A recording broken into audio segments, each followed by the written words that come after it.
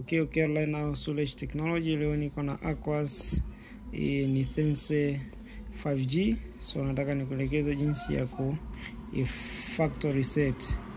Hapo tutaizima. Umeshazima, utashika volume down plus power button.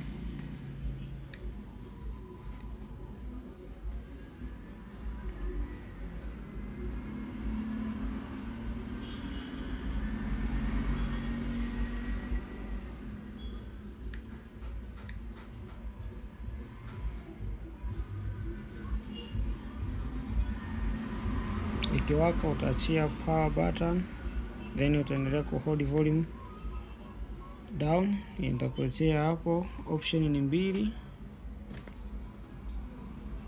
ni reboot or wipe data or factory reset. Utashuka mpaka kwenye factory reset, then utaminya power button. Hapo umeona itakuletea mpaka kwenye okay, then utashuka kwenye okay, then utaminya okay. Utaona everything tazima. Hii ni Aquas Sharp SGH03. Imeenda ingia kwenye Sharp hapo, powered by Android.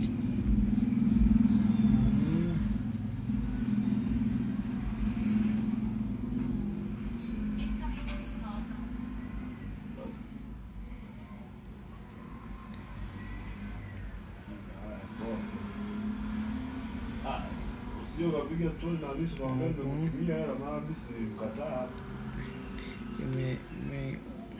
Poa. Subiri, wanakuambia waterproof.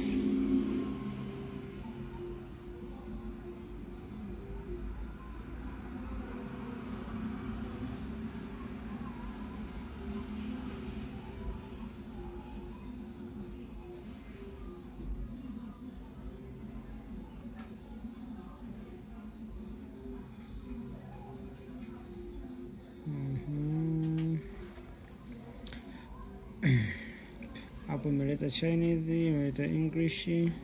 So utabadilisha lugha, utaenda kwenye English.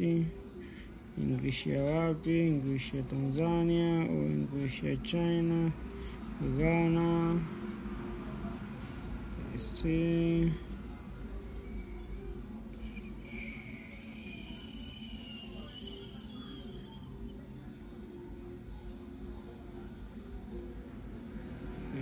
tutaingia English Tanzania, utastart. Yani hapo unakuwa umeweza factory reset. Hii ni Aquas Thense 5G. So usisahau kusubscribe, kulike na kucomment. Storage Technology, the more you watch, the more you gain. Asante.